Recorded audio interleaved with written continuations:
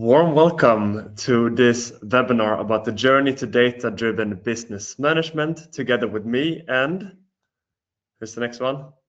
Dennis, pleased to meet you all. Welcome from my side as well.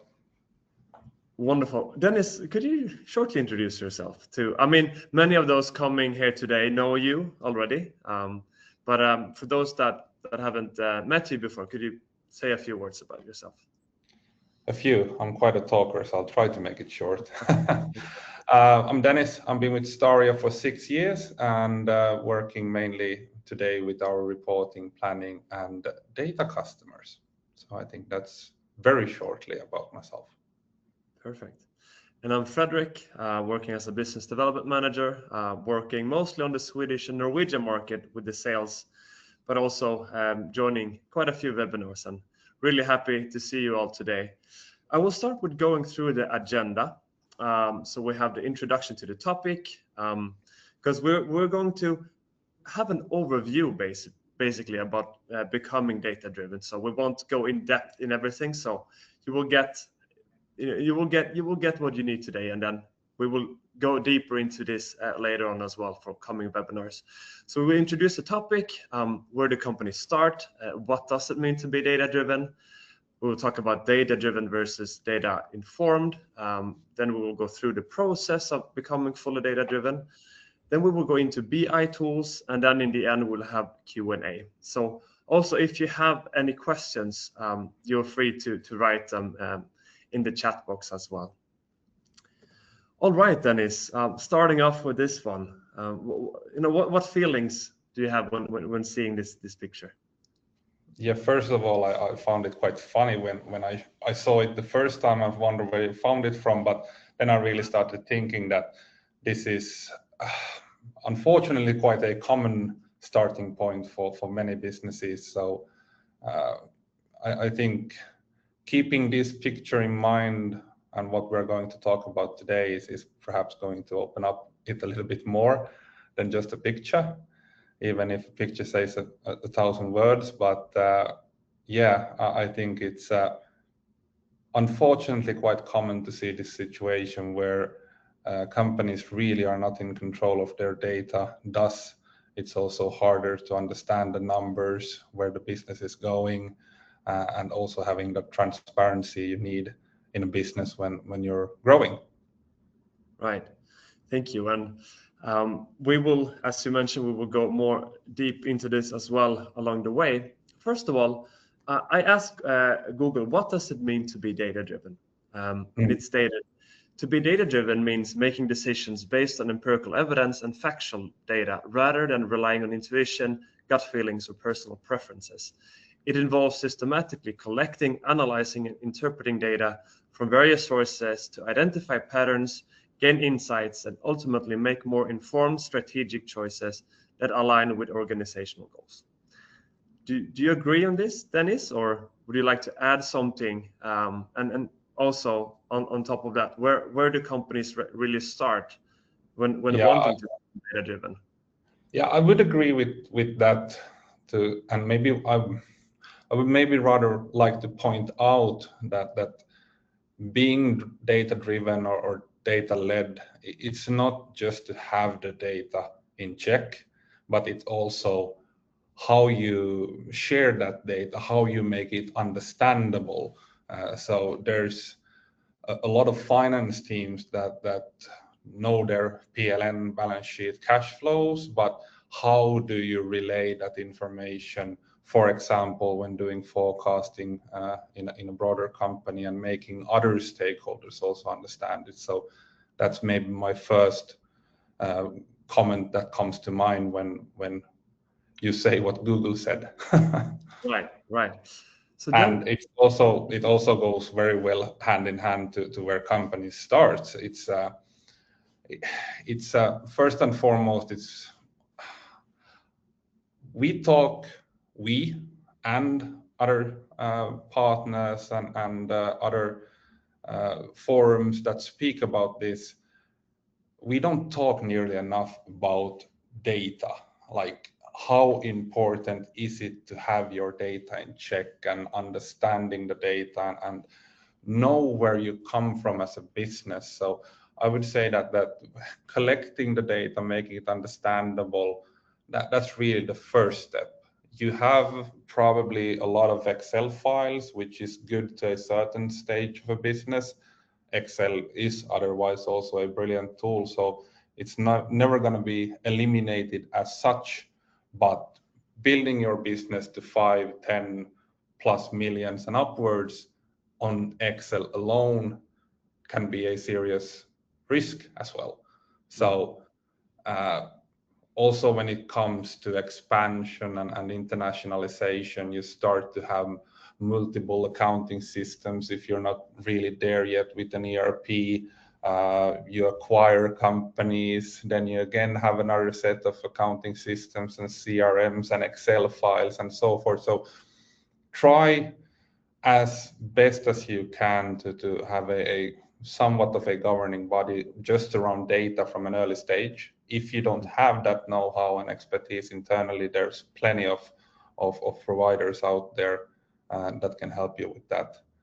And also, as I said previously, it's also about making the data a tool for internal communication. It's too oftenly just looked from a finance team perspective. And I'm not saying that's a bad or a good thing, but depending on the business and what plans you have, growth plans, etc., you might, for example, start to involve sales in the forecasting process quite early on. So then you need to make that data and that structure understandable for other stakeholders as well.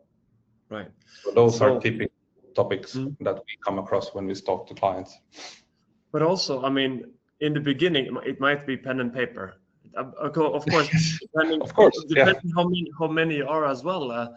I have been in organizations where we used a lot of PowerPoint. We went through these are the goals for the month, and then we had a PowerPoint presentation every week with all the teams reporting. I mean, it worked for a small team. So I mean, not every company doesn't need, let's say, like a fancy BI tool. No. You start somewhere, and then I guess today, as we go about it, go through this webinar, we will discuss like when is a company ready to start with this, and to kind of build upon this. Well, I think first of all, there's a difference between we want to be data driven, but there's also another factor to be data informed. How do you differ these things, and do they go into each other? Yes, in many ways. Data driven is basically where you only rely on data and you don't have that human factor, which is quite important. So taking into consideration the human factor and how you involve that in the process and data collection is quite key to then become data informed, instead of just blindly looking at numbers and believing them, which I think the picture you showed demonstrated quite well. Right. And here also, I think it's interesting, when studying at a business school, they talk a lot about, data-driven decision making. Is it a gut feeling? Should you use gut feeling, or should you use data with your decisions? But I don't think you should separate these two. You use the data. With the data, you should, as you talked about, you should filter it out. You should also use your own brain and personal experiences taking a decision. And I actually had a quite interesting experience about this just recently. Before the summer, we as a family, we knew that we were going to France. So I wanted to have new swimming goggles, and because the other ones, I lost them.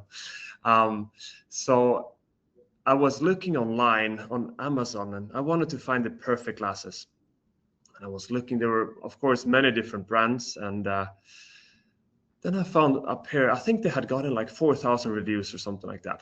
And it had gotten like 4.6 or something like that. It was, it was almost that, this will change the world.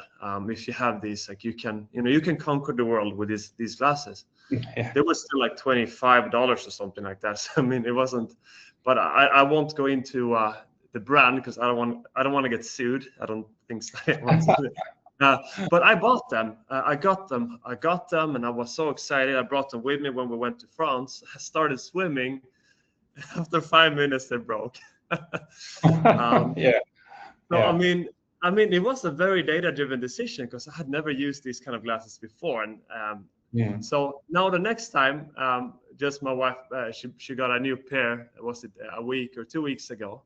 And then I went back to the ones that I had before, because with it being data informed, it's about also connecting with your past experiences. So Yeah. I think there it's interesting, not only from a business perspective to think about this, but also from your personal life. Do you have anything else you would like to go into this, Dennis, before continuing here? I think we can go on forward, because we can also discuss the next slides that we also have prepared, because I think there's so many aspects that you should consider, and I think good that you said it, because you made one of the typical assumptions or starting points that the business is asking. When are we ready for a BI tool? When can we jump from Excel to BI? And there's a step in between, which hopefully a lot of the listeners maybe can guess what I'm hinting at, and it's the data. So like, how do you start collecting that data? I would also consider, do you have that internal know-how?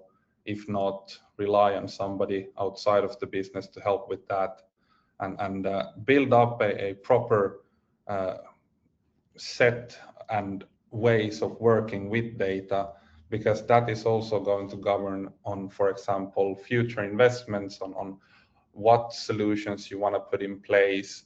Do they fit into that data structure and that governance that you want to build around it? And also, that strategy is then easier to relay across the business.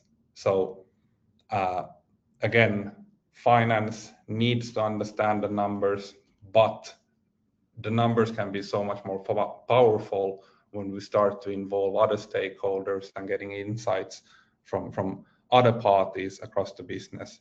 So it's just from that previous slide that being data informed, where you have other stakeholders, you have that different judgment from different parties, etc., also taken into consideration. Right. And a question regarding this. Also, when not working in silos, I mean, that's a quite tough nut to crack. Yeah. What's your thoughts on that collaboration, data and collaboration? Because I mean, in many cases, it might be a finance professional creating this most amazing Excel file, but he or she doesn't want anybody to touch it, because it can break down and they just share it to a few amount of people.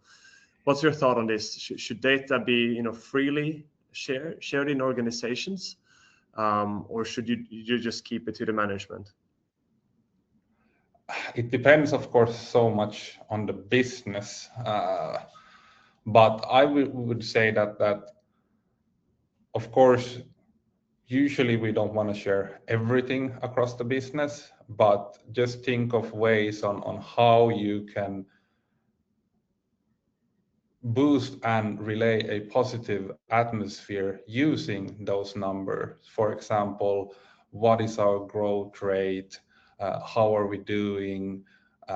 We just got a new big customer, like using that data in also different ways than just from a management KPI perspective. So Right. yeah, I would say that's something definitely to consider. Yeah, So you and can I'm use also that data in so many ways.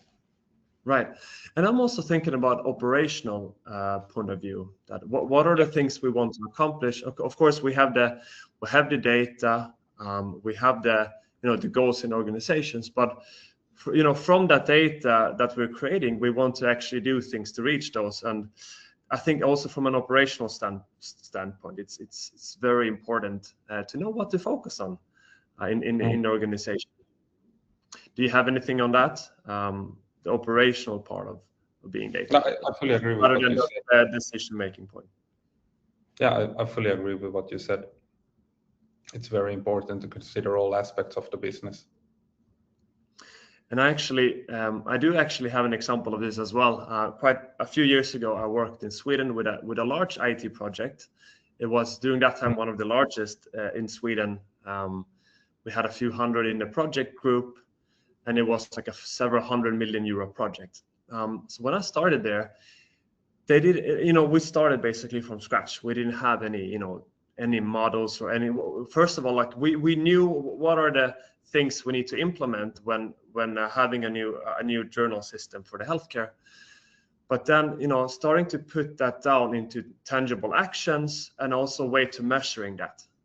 So in the beginning, of course, it takes a while.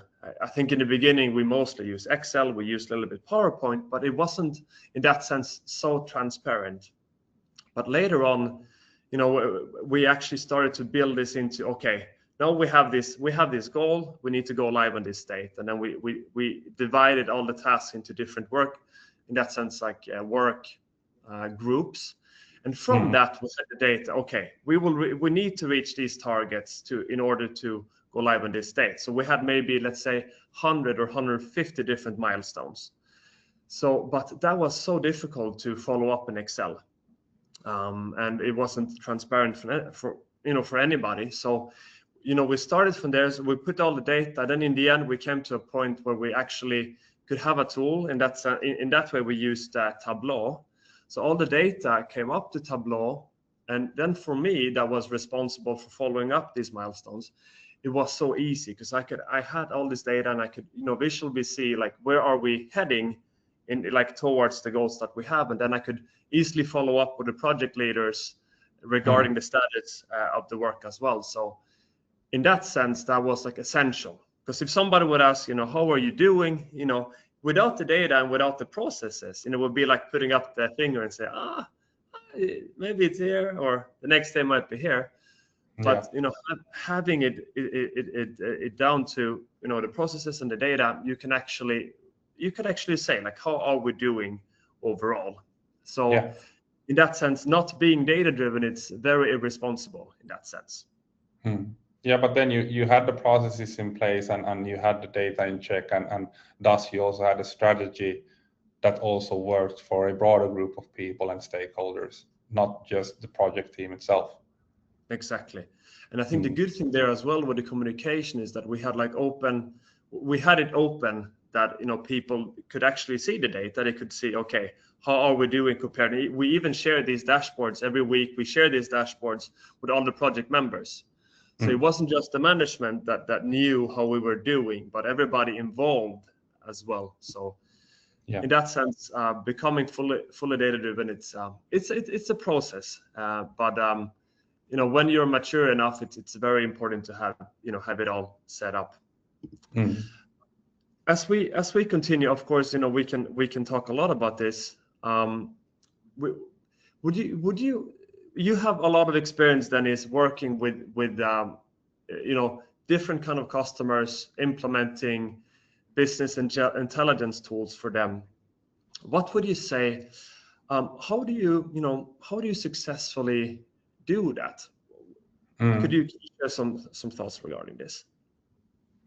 There's of course no single checklist that would work for each and every company, but like on a high level and what I've seen when talking to companies and businesses just operating in one country or multiple countries, etc., I would say that start collecting that data quite early. That's very important.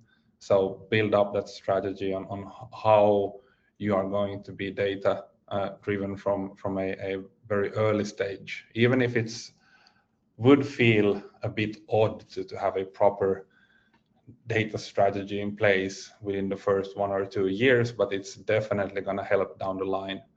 And also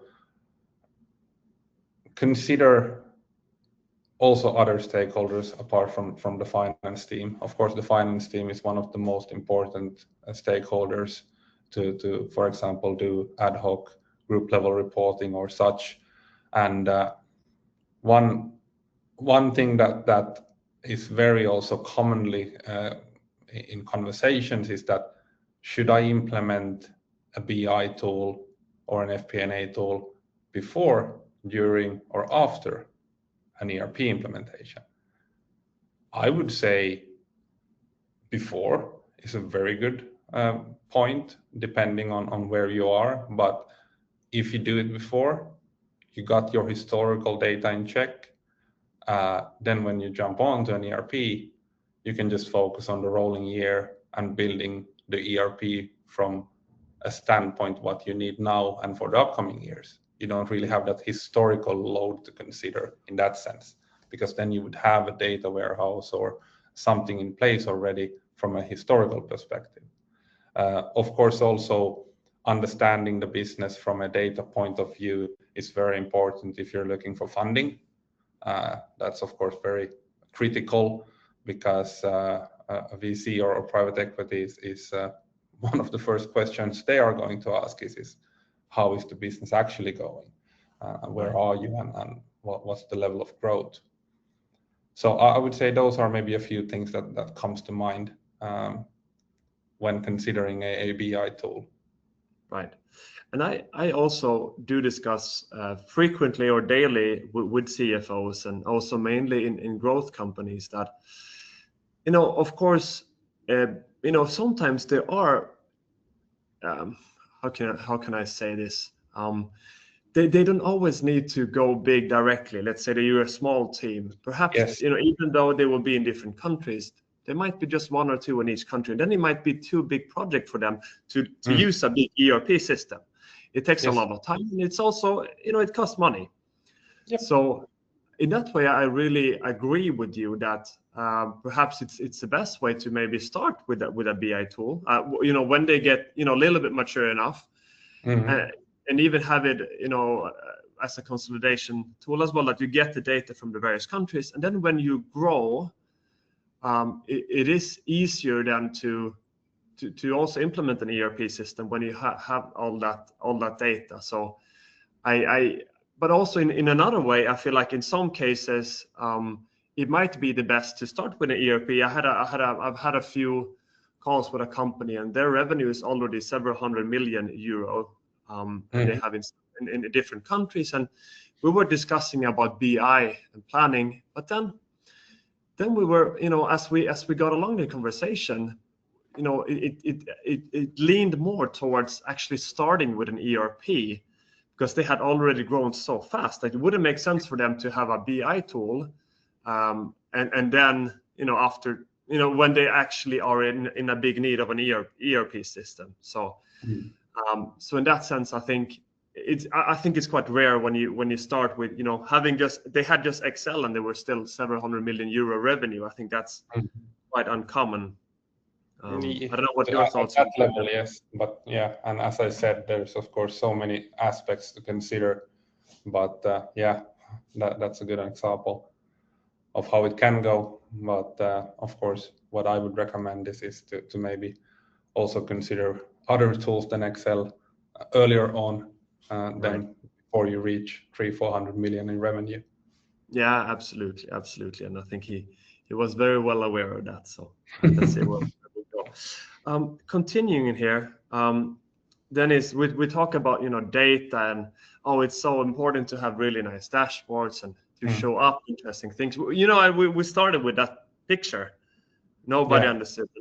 Would you mind taking 45 minutes to explain this for the audience here sitting with us?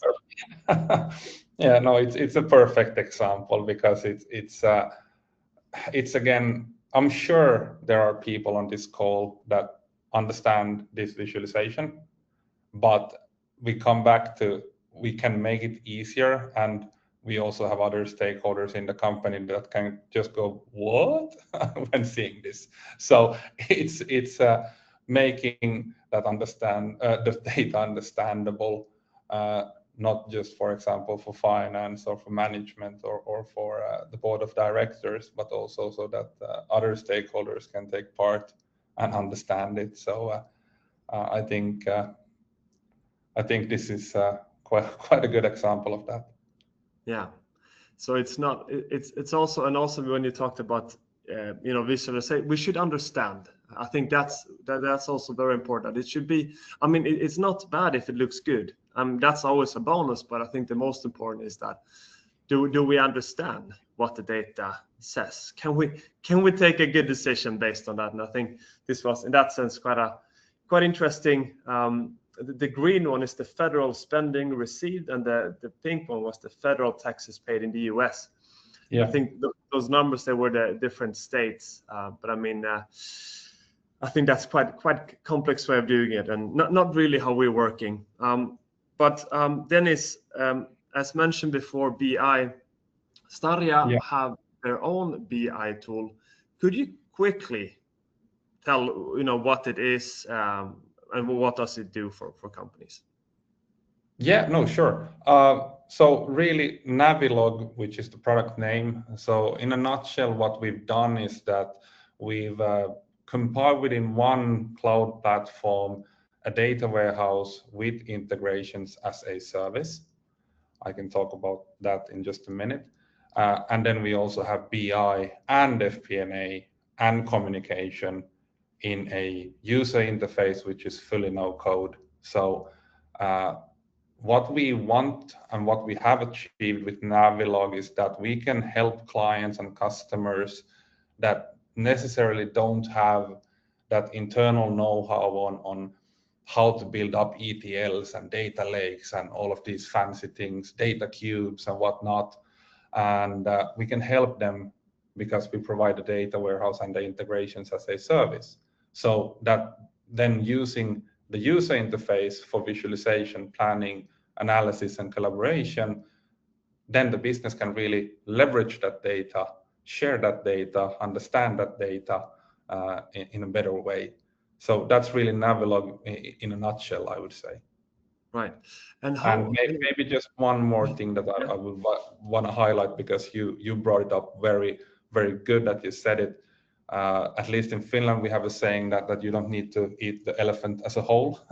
So essentially, this is also a modular solution in that sense. So you can start off small and grow with the platform. So I think that was a very good point that you brought up, that don't try to dive deep in ASAP and have all the fancy things in place, but start from the basics and grow with the solution.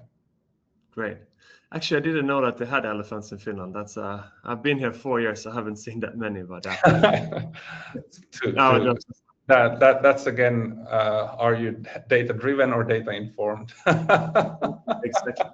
I think something I want to ask you here as well, Dennis. When it comes to implementing a tool like Navilog, where do they start? Is it that they have an Excel where just a few people are working, and then they want to be more visible with the data within the company? What's usually like the background, like why they would like to have a tool like Navilog or a business intelligence tool overall? Yeah. First and foremost, because they want to understand the data better and they want to have a tool that they can grow with. That's usually the starting point of any conversation. But yes, they usually start off from Excel or Google Sheets. And in many cases, we work with companies that's already a bit internationalized. So they might have NetVisor in Finland and Fortnox in Sverige and something else in Germany and so forth. So group level reporting is something of a real pain point for a lot of customers that we start talking with. So they usually come from multiple accounting or ERP solutions, downloading everything to Excel, copy pasting back and forth, and then maybe getting the right figures. So there's of course a lot of human errors that cause in that mix, but those are maybe the typical starting points for any business. And also, that we, I've also been quite involved with Naviloc, and sometimes I've had quite interesting discussions as well with CFOs. Sometimes, you know, they build their own data warehouse themselves, and then they want to have one tool for planning. They want to have another tool for financial reporting. So they might end up with 3 or 4 different tools. And I mean, building your own data warehouse can be really expensive, and you need a lot of resources as well. yeah, yes and no, I would say, because it's also from a perspective that what kind of resources do you have internally? If you already have a data architect internally, which is very rare in a smaller or SME business, then you might have already a data lake in place and a data warehouse, sorry. But the problem arises in that scenario is that finance is then asking IT to create something in form of a visualization, for example, in Power BI. And then when it comes back, it's not really exactly what they want. So then you have that back and forth game. What we really focused on when, for example, recruiting consultants for our Navilog product is that we have consultants with an accountancy background. So they speak the language of the finance team, but they still also understand how it should be set up from a data warehouse perspective, for example. So always go back to that question, what kind of resources do you have internally? You might be a very data-driven business. Spotify is a good example. They build their business on data. They need to understand user patterns and everything. But how is that serving then the finance team when they need to understand their cash flow development and subscription journeys and new subscriptions, etc. So there's always that question that needs to be asked within the business. Do we have resources that can then help the finance to set everything up? Because even if I said that start to consider other stakeholders, in a lot of scenarios, the finance team is the starting point. Right. And then with, for example, Navilog, we enable them to invite more stakeholders, for example, from sales or from operations to then participate in updating the forecast and so forth. Right. Thank you so much, Dennis. And of course, we will share the information to both of us. So if any of you here working in finance would like to know more about Naviloc, then we're happy to discuss this further, because we could speak for hours about this topic. We have many happy customers with Naviloc. And just to kind of summarize what Dennis said, it's a tool where you can combine financial reporting and planning, also having a data warehouse. It makes it smoother for companies when they are mature to visualize, but also, you know, as we talked about in the end, making data-driven decisions that will help the company go forward. One of the cases we have is with Global Maritime, and I've seen some of you are here today as well. We're really happy to have you here. Also, our marketing just send some information about the case that we have. But basically, the challenge that they had is that they had many manual reporting processes and a lack of real-time visibility, which made financial consolidation slow and complex. And then the solution was implementing Naviloc's planning expertise to enhance NetSuite. So they were using NetSuite as their ERP. So they, in that sense, they had an ERP first, and then they used our tool. And the results, they gained real-time visibility into global operations as they had subsidiaries in various countries. They reduced manual reporting workload and also enabled faster data-driven decisions at all levels. Would you like to add something to this, Dennis? I think it's just a great case, and there's, of course, a much longer case study at navilog.io that I believe marketing just sent to the chat as well. So, and there's of course other case studies. So if you want to understand more where for example, Global Maritime came from and what their pain points were and how we solved them, please log into navilog.io and have a look. There's plenty to read there in our knowledge center about how we solve and how we help with these topics. Yeah, thank you. So basically today we have gone through a little bit about the developer data strategy and roadmap.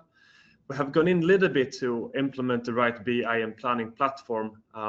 We haven't gone into full of this, but along the way, we will share some more information about these topics. We will have a few webinars, but also we have some resources at our website. We have a guide, for instance, about becoming fully data-driven. And there's also one really good guide about multiple BI solutions in a business. So that's also, sorry for interrupting, Fredrik, but that's also a really good white paper because again, we're going back to different stakeholders and different use cases for different solutions. So there's necessarily not one answer for everything, but there might be multiple. So for example, a multi-BI landscape is also very common nowadays. So right. I think that's a very interesting white paper to read, which is also available at navilog.io. Perfect. Thank you so much. We have gotten, we go now to the last part, Q&A, and we just got some questions here. I will ask you this one, Dennis. What is the biggest challenge you face today when working with budgeting, forecasting, or reporting? Yeah, from which perspective is maybe my counter question, but I would say that challenges starts to arise when you become international and you start to have a fragmented accounting or ERP landscape where you really don't have a control over your data. So I would say that's one of the most key things to consider also at an early stage. Wonderful. And then we have we've gotten quite a few questions here. So let's see the next one here. A few minutes left. We don't have exactly. Let's see. It came. Let's see here. Yes. Here is another question about the creating. Basically, how do you create things in Navilog? Because tools like Power BI, Tableau, they're quite complex when it comes to coding. The question is Navilog something that you need DAX code expertise to use? Simple question, no. Simple answer is no. Simple answer is no. So essentially, as I said, the user interface for Navilog is fully no code. So essentially, as a user, what you need to understand is Excel and pivoting. You don't need DAX, HTML, nothing like that. So it's a fully no-code user interface. And a lot of finance people, or I haven't come across a finance person that wouldn't know Excel yet. So we're pretty That's well also a question. You might know it, but how well do you know it? And I think it's interesting here when you talk about DAX coding and Navilog in that sense is quite an easy product to start using. When I worked in the IT project, we had Tableau, and there was only one person that knew how to use, and it was the consultant. So every time we needed some small change, we would pay 2,000 crowns, so about 200 euros an hour, even if it would take 3 minutes for that person. So it can be very, very expensive to have external consultants being the ones building your tool. Yeah, and it's also from that perspective, it's not like also consider that if you then don't use those external consultants for every time you would need them because they're very expensive, then your BI tool might become more and more obsolete because you're not updating it and doing the changes you would actually need as a business. So, for example, Navilog is a self-serving tool, so there is a lot that our end users can do without having to call up our consultants. Right. Perfect, Dennis. We don't have much time left, but we do have one last question here. Many companies today still rely heavily on Excel. How do you see the balance between Excel and a dedicated BI tool like Navalog in your own organization? I should say that we're going to replace Excel fully, but that's really not the case, because as I said previously in the presentation, Excel is still a good tool and a loved tool amongst finance professionals. I would see that they would work more hand in hand. So from a Navilog perspective, you're always able to, for example, export a table into Excel with all the calculations and everything. So I would say that they go hand in hand. I would encourage businesses to not have everything in Excel from a data perspective. So essentially that you only run on Excel for too long, because unfortunately we know that when the Excel file breaks, it actually breaks. So then you really don't have any backup to go to. Where on the other hand, if you have a data warehouse in place, you always have that possibility to rewind time a little bit and get something back from what you might not get with a broken Excel file. Perfect. Thank you. I think that was a very good ending. So if any of you here today have a broken Excel file, you know who to contact. You should send either me and Dennis. That's not the case, but call us before it breaks. Yeah, exactly. Call us before it breaks, and we will help you get going. Perfect. Exactly. We are extremely grateful for everybody coming today, and also thank you, Dennis, for lighting this up. And we are, we could discuss about this for hours. So I think being on an overall level is sometimes good, and then we're happy to discuss more in depth with those who wants to do that. Do you have any last words to say, Dennis, before we finish up here? No, you summed it up really well. Massive thank you from my side as well for everybody who joined in, and thank you, Fredrik. Okay, great. Okay, thank you so much, and have a good rest of the day. Thank you. Bye-bye.